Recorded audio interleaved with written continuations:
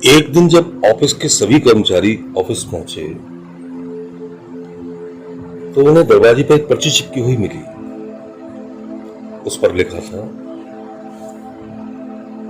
कल उस इंसान की मौत हो गई जो कंपनी में आपकी प्रगति में बाधक था।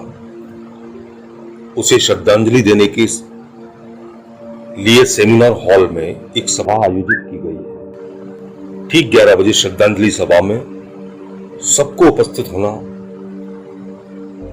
अपेक्षित है। अपने एक सहकर्मी की मौत की खबर पढ़कर पहले तो सभी स्तब्ध हुए, लेकिन कुछ देर बाद उन सब में यह जिज्ञासा उत्पन्न होने लगी कि आखिर वह कौन था जो उनकी और कंपनी की प्रगति में बाधक था। 11 बजे सेमिनार हॉल में कर्मचारियों का आना प्रारंभ हो गया। धीरे धीरे वहां इतनी भीड़ जमा हो गई कि उसे कंट्रोल करने के लिए सिक्योरिटी गार्ड की आवश्यकता पड़ी। लोगों का आना लगातार जारी था। जैसे जैसे लोगों की भीड़ बढ़ती जा रही थी, सेमिनार हॉल में हलचल भी बढ़ती जा रही थी। सबके दिमाग में बस यही चल रहा था, आखिर वो कौन था जो कंपनी में मेरी प्रगति पर लगाम लगाने पर तुला हुआ था। चलो एक तरह से ये अच्छा ही हुआ कि वो मर गया। जैसे ही श्रद्धांजलि सभा प्रारंभ हुई, एक एक करके सभी उत्सुक और जिज्ञासु कर्मचारी कफन के पास जाने लगे। करीब पहुंच जैसे ही वे कफन के अंदर झांकते, उनका चेहरा फक पड़ जाता, मानो उन्हें सदमा सा लग गया।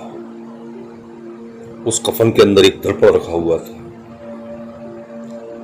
जो भी उसमें जाकर देखता उसे उसमें अपना ही अक्स नजर आता।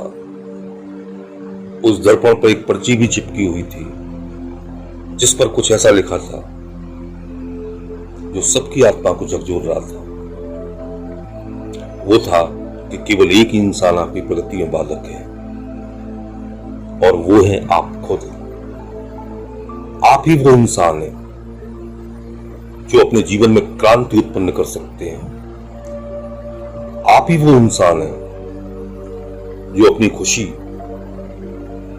अपनी समझ और अपनी सफलता को प्रभावित कर सकते हैं। आप ही वो शख्स हैं जो अपनी खुद की मदद कर सकते हैं। आपका जीवन नहीं बदलता जब आपका बॉस बदल जाता है। आपकी लाइफ नहीं बदलती जब आपके दोस्त बदल जाते हैं। आपकी लाइफ तब भी नहीं बदलती जब आपके पार्टनर या साथी बदल जाते हैं। आपका जीवन तब बदलता है जब आप खुद बदल जाते हैं, जब आप अपने खुद के विश्वास की सीमा को लांघकर उसके पार जाते हैं, जब आप ये समझ जाते हैं कि आप और सिर्फ आप अपने जीवन के लिए जिम्मेदार हैं, तब आपकी लाइफ चेंज होती है।